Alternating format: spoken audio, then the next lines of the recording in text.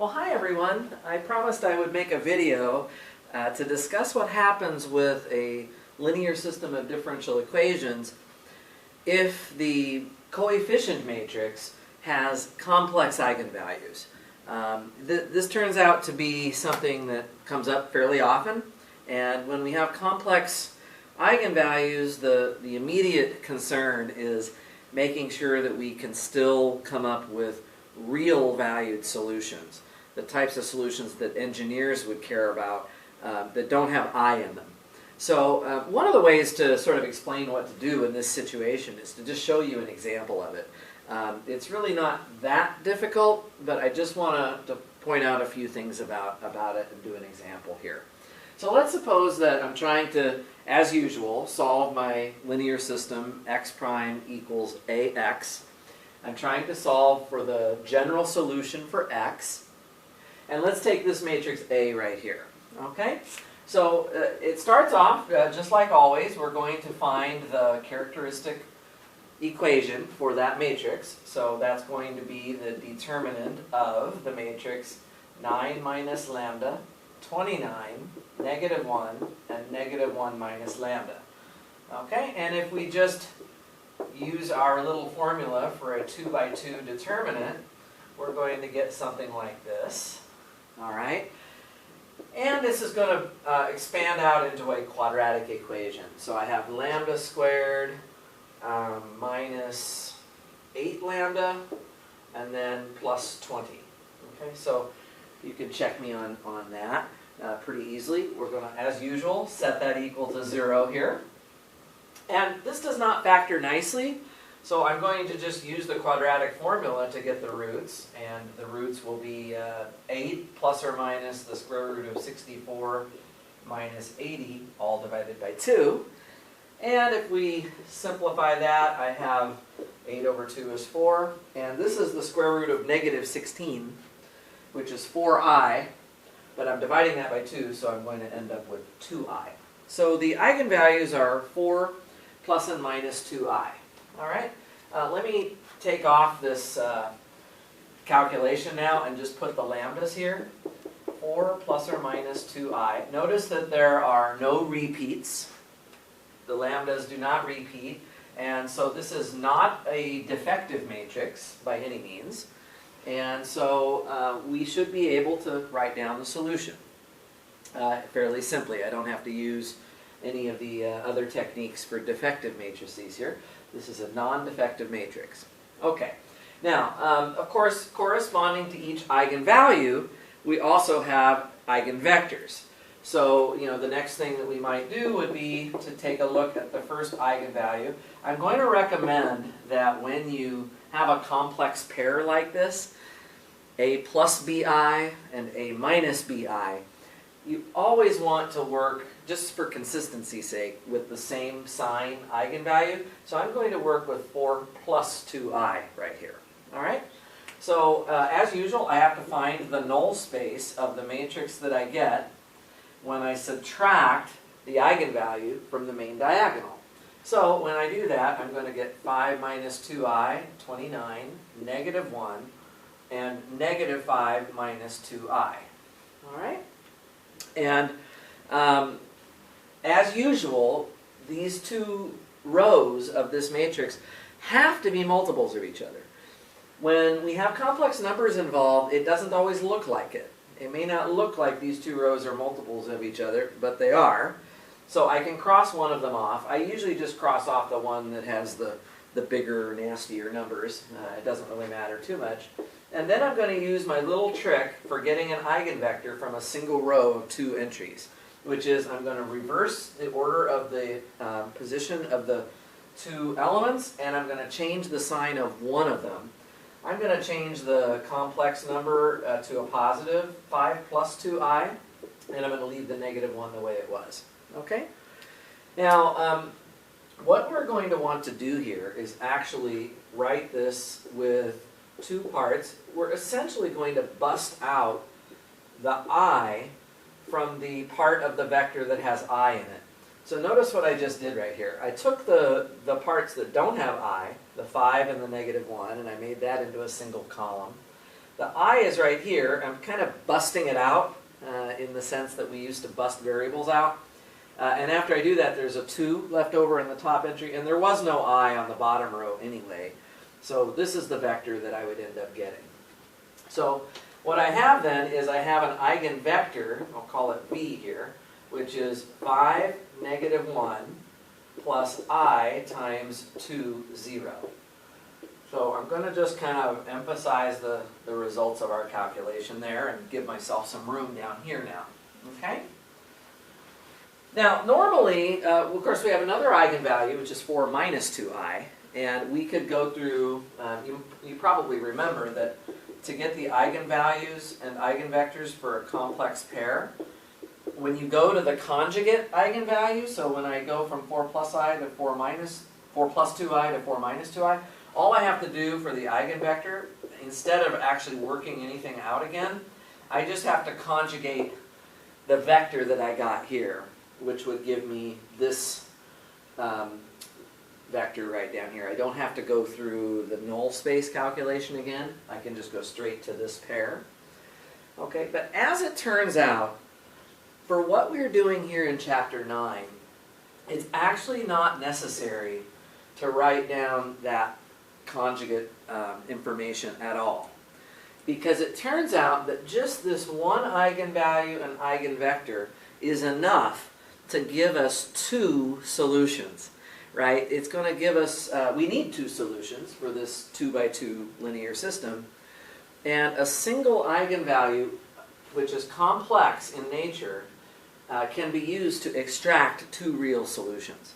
Okay? So we don't really need this. Now, guys, if I was going to go back to chapter 7, where we were writing down, the diagonal matrix and the invertible matrix S, if you remember that, we put the eigenvalues on the main diagonal, right? So in this case, we would have, for 4 plus 2i, we'd have 5 plus 2i and -1, right? In this case, yeah, sure, we need to actually have the conjugate eigenvector right here, and we would build the matrix S and D as such, right? So for the purposes of diagonalization, yes, we absolutely do need to know, both eigenvalues and eigenvectors as two pairs. Okay, so this is chapter 7, back to diagonalization. We're not doing that right now. What we're trying to do now is simply solve this linear system.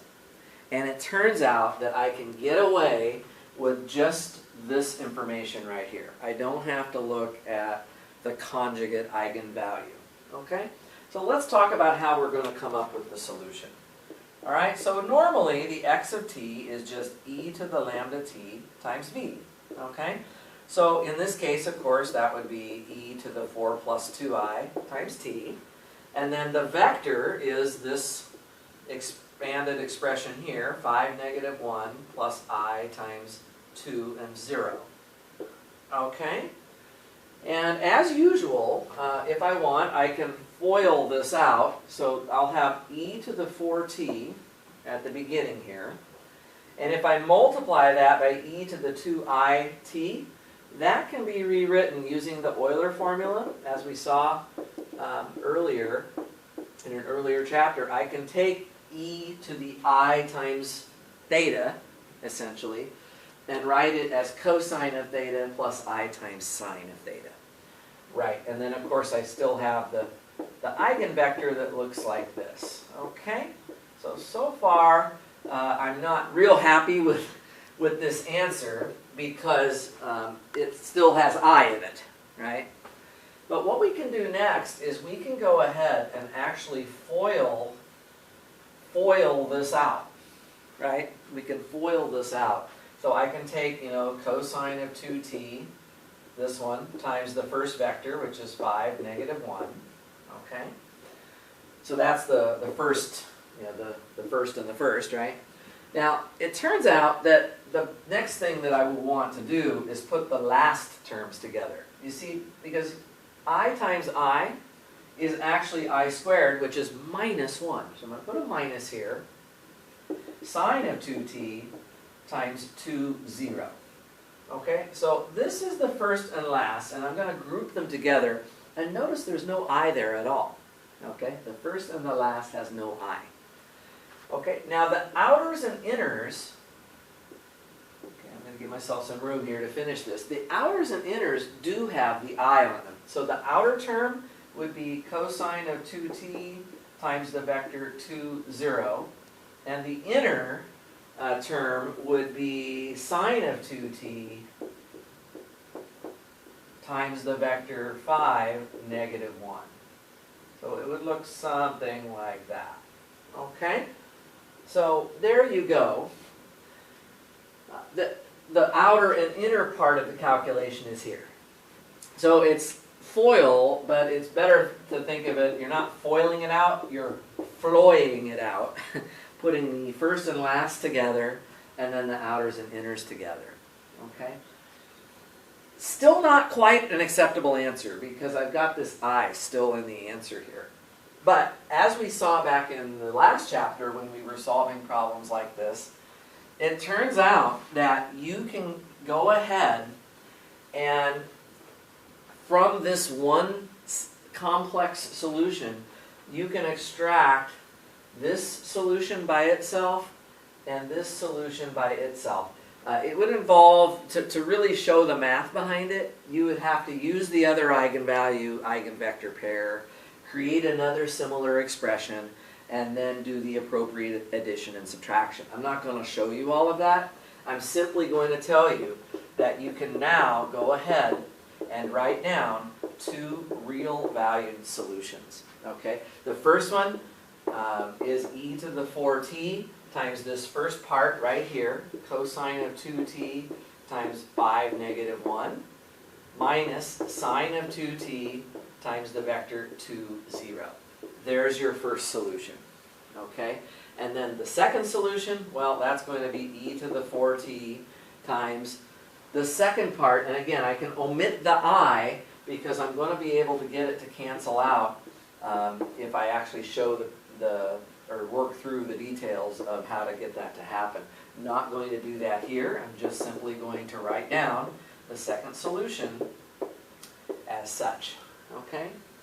And these are the two basis solutions, so to speak, to the linear system. Obviously, it's a lot messier than what happens when you have only real eigenpairs, but this is what you have. So the general solution then would be, C1 times the first solution here. So I'll just write it out one more time just to make it very clear. Okay, so this is the first part of the answer, right? Like that.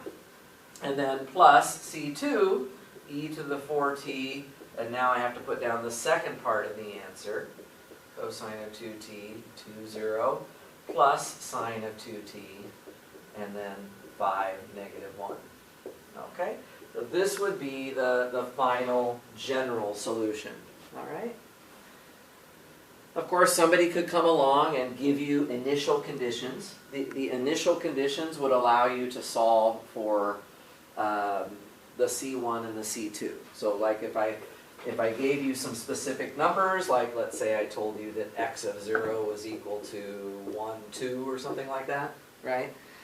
Then if you just go through this expression and put in 0 for t, okay, of course the exponentials would go away, the signs would go away, and cosine of 0 is just 1. So you'd get a much simpler expression that would have the C1 and the C2 in them. And equating that expression to 1 and 2 as a vector, you could then solve for those constants and get a particular solution to the system. But this is the general solution. And then the initial condition would be allowed to help us find the particular solution. Okay, so that's basically how you do this. It can be a little messier if you have a larger matrix. Let me just show you one more example. Okay, and then we'll call it good on this topic. So a slightly bigger matrix would be maybe a 3 by 3 like this. So, suppose I say solve x prime equals ax, where a is the matrix. So I'll write down a matrix here again. 0, 1, 0, negative 1, 0, 0, and 0, 0, 5. Okay, so imagine that I gave you that. Okay, and I want to find the general solution to this. So, you know, as usual, we would start off with finding the characteristic equation. So I would take the determinant of the matrix that I get when I subtract lambda from the main diagonal. Okay, and this one is well set up to cofactor expand the bottom row or the third column. So if I expand the bottom row here, I've got this 5 minus lambda already factored out, and then I just have to take the determinant of the 2 by 2 matrix right here, and that's simply lambda squared plus 1. Right, and if I set that now equal to 0, then I can figure out what my lambdas are. I'm going to have 5, and I'm going to have right here, here's the imaginary part, lambda, the square root of negative 1 basically is plus or minus I. So I have 3 lambdas. They are all distinct, so this is going to be a non-defective matrix. Right? And I just have to go through and find the eigenspaces. Let me just start with the one that's already real, because that'll be fairly simple. If I take lambda equal to 5, I'm going to be looking at the null space of the matrix I get when I subtract 5 from the main diagonal. Well, it's going to look something like this. Okay? And as you can see, this is not invertible. We can cross off, in this case, the row at the bottom of all zeros. And these 2 rows right here are not multiples of each other, so you're not really going to get any free variables out of the first 2 columns. It's really the third column which is going to be free. So z will be free, but both x and y, as you can pretty quickly tell, they're going to have to both be 0. I mean, you basically have a system here. Negative 5x plus y is 0, and negative x minus 5y is 0.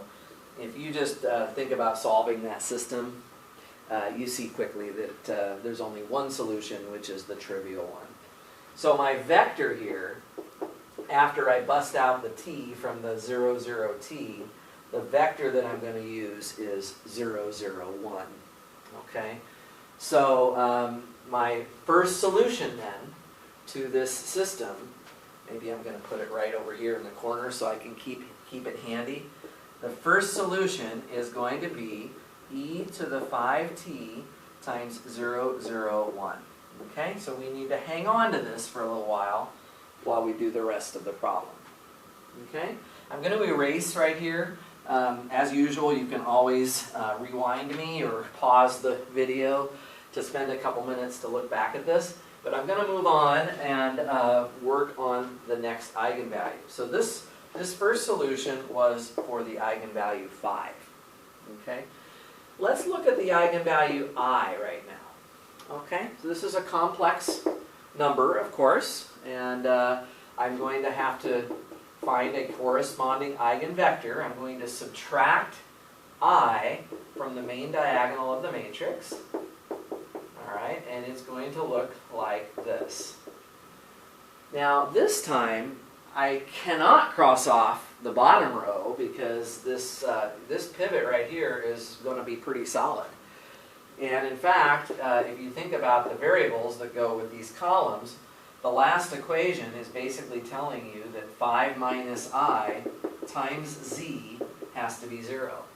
So z has to be 0. There's no question about that. All right. But of the other 2 rows, okay, I have to be able to cross one of them off. I'm just going to cross off whichever one I want. I'll cross off that one. And then with the x and y variables, if I just look at this part of the matrix, I can do my same trick that I've shown you many times now, where I basically swap the negative I and the 1, and I change one of them to a minus. And I'm going to change the minus I to a positive I. And I'm going to end up with this eigenvector right here. Okay? So that is the eigenvector that corresponds to the eigenvalue lambda equals I. Okay? So when I'm trying to find, I'm going to just call this x23. Okay, this is not 23, this is 2, 3. So I have x1 right here, and I know that this eigenvalue is going to produce 2 solutions, which I'm eventually going to call x2 and x3. For the moment, they're kind of married together by this lambda equals plus or minus I, and then here's the eigenvector for lambda equals I. But let's see what happens when I write down the solution. Remember that we have e to the whatever the lambda is times t, and then times the eigenvector. Okay. Now in this case, there's no real part to the eigenvalue. So I don't have, e to the at. That part goes away, and the only thing that I'm going to be writing down here is the cosines and the sines. So there's the exponential expression written using Euler's formula in terms of sines and cosines. And then I'm also going to take this eigenvector, I'm going to take all of the real parts of it, and then I'm going to take the imaginary part and factor out the I, and end up with something like that. Okay? So now, once again, the trick at this point is simply going to be to Floy this out. Okay? I just have to do the Floy thing. Okay, so I'm going to use Floy right here to get, that this is equal to, okay, the first part would be cosine of t times 1, 0, 0. That's this times this, right? And then for the lasts, I'm going to have a minus sine of t times 0, 1, 0. Okay, so this is the first and the last. Remember, the minus is because I squared equals negative 1. All right, and then I have the I being multiplied by the outers. The outers is cosine of t times 0, 1, 0. And then plus the inner part, which is sine of t times 1, 0, 0. Okay, that's the outers and inners. So there's the Floy. Okay, so this first part right here, guys, this first part, that's the x2 of t. And this part right here, without the I in it, is the x3. Right, so my final answer, this is a slightly bigger problem, but it's not really anything different. It's the same procedure. The first term is over here on the left. The second term is going to be c2 times this vector. Well, I wanted to mention, while I'm at it here, there's no exponential here. But I did want to mention, you can multiply the cosine inside the vector and the sine inside the vector, and then you can compress this into a single vector, right? You don't have to do this, but you'll see it sometimes where, like, if I read across the top entry of the vectors here, I have a cosine of t minus 0. So that's why I'm writing cosine of t here. Along the middle, I have 0 minus the sine of t. And then on the bottom, I just have 0. Okay? And I don't have to do this, but it's something that is sometimes sort of compresses the answer a little bit, makes it easier to look at. So for this last vector, you can see that I'm going to get a sine of t right here. And in the middle, I'm going to get a cosine of t. And on the bottom, I'm going to get a 0. So this then becomes your general solution right here. Okay? And again, if some initial conditions had been given, then we would be able to actually solve for C1, C2, and C3. Okay? So that's the story with complex numbers. I'm going to leave it at that. I'm going to make a second video to address what happens kind of visually, how we can kind of like understand what this means from a visual point of view. So I really would like you to watch that one as well. But this one is pretty straightforward. You just have to get used to Floy and be careful with the complex numbers when you're doing all the calculations. Thank you guys very much for watching. Try some problems on this and let me know if I can help you or if there's any questions. All right, great. Thanks.